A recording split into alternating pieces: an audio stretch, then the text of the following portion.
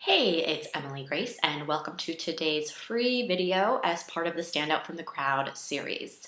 So today's video is all about how one little 3-minute video, even under 3 minutes, turned into a snowball of media coverage, and it didn't cost a dime and it didn't happen by chance. So obviously the whole point of the Stand Out from the Crowd series, in addition to being a little sneak preview about what the full program is going to be about, it's also showing you how important it is for you to stand out. Not by taking actions that everyone else is doing, like sending postcards and doing workshops and that kind of thing, but really helping you create a strategic marketing plan to land a little bit of media coverage to make you stand out from the crowd. So here's my story of how this happened.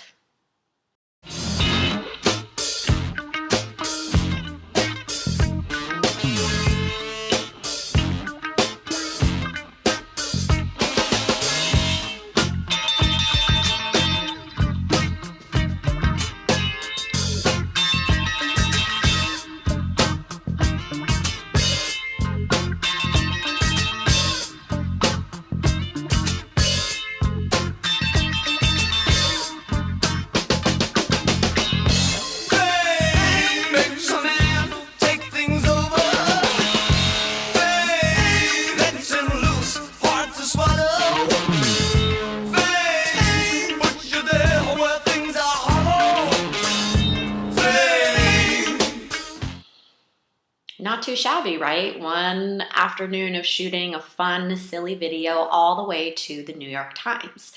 So that's the story, but you probably can't tell exactly what we did to make that happen.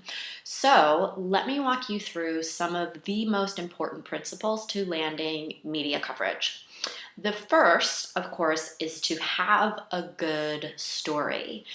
Your story has to have some kind of angle, a very specific angle. It has to have a human element where, we're going to connect to it in an emotional way. It's not just a bunch of facts on a piece of paper.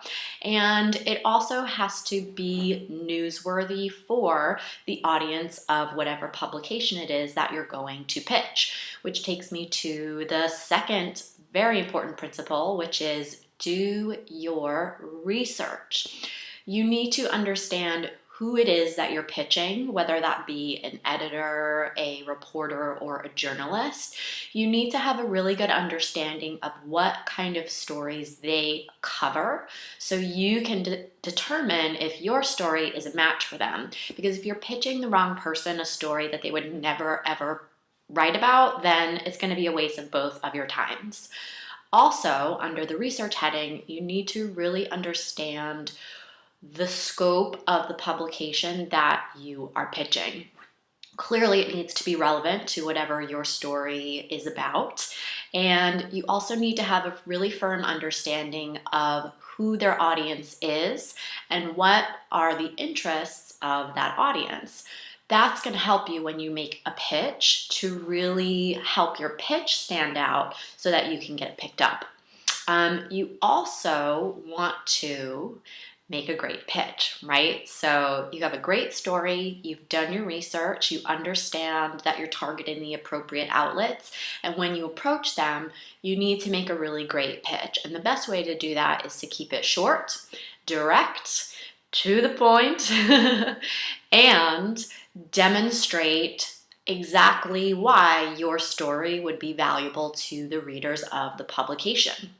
And the final principle in helping yourself stand out with some media coverage, of course, is not only to spread the word when your media coverage does get picked up, but also ask other people to spread the word as well. Ask your friends to tweet about it, ask people to post it on Facebook, have a way for people to share it easily. That is going to take that one little piece of media coverage and start getting that snowball rolling so you can get that effect of it leading to more and more exposure. So I'm going to take my own advice here and ask for your help in spreading the word about this video. If you look at the top of the page, there should be a share function. You can share this video with your friends if you found it valuable.